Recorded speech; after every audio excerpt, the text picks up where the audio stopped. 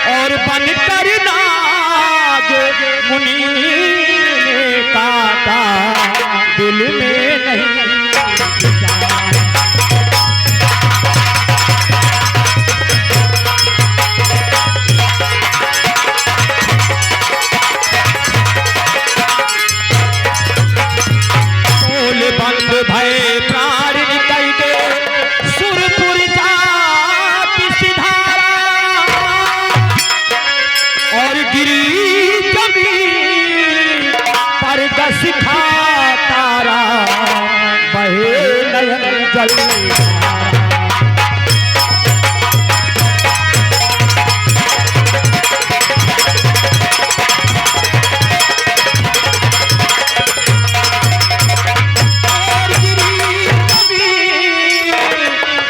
सिखा तारा बहे नयन जल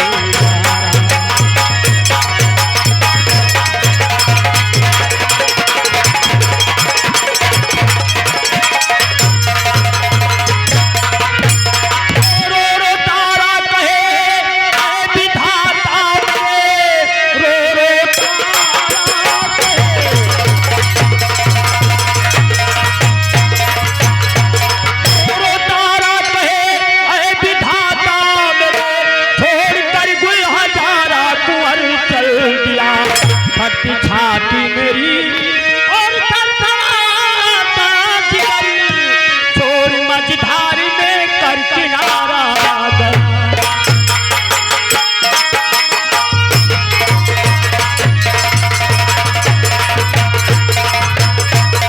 फिर उठा लाश को पहुंची शमशान पर, फिर उठा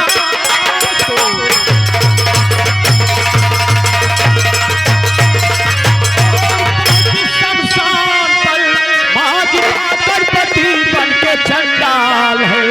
रो रो तारा कहे मेरे स्वामी सुनो, ये है प्यारा दुलारा तुम्हारा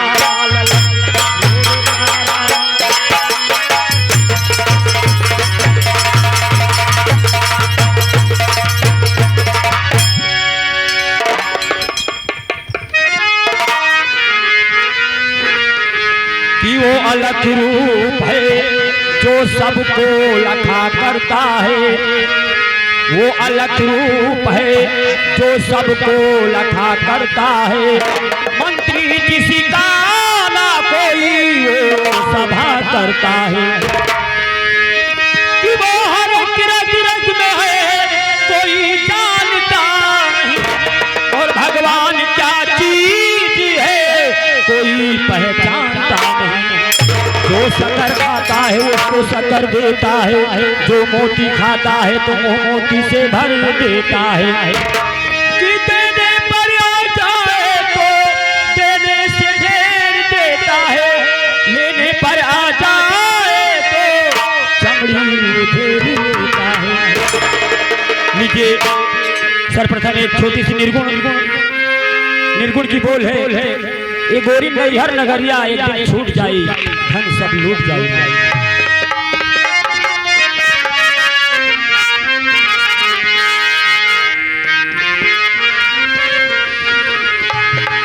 हे गोरी अरे नैहर नगरिया सब छूट जाई।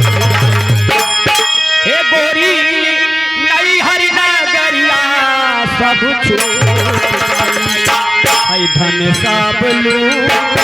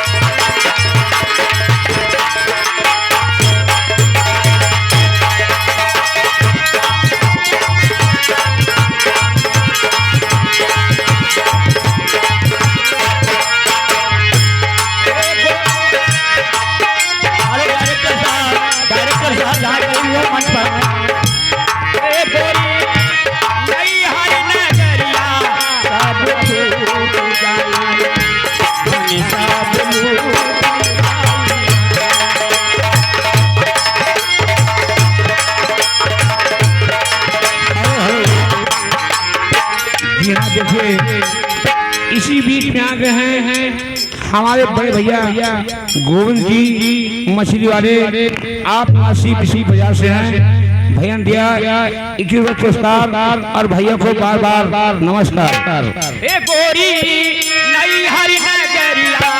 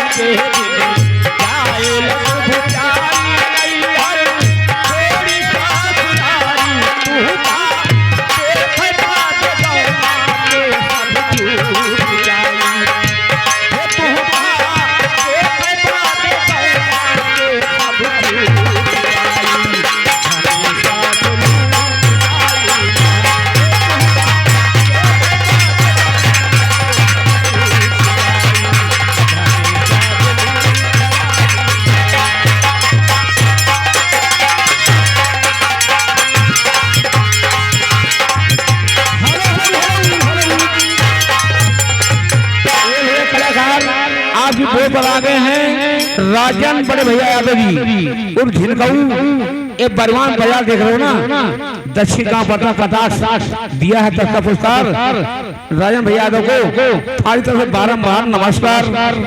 गोरी अरे नहीं हरि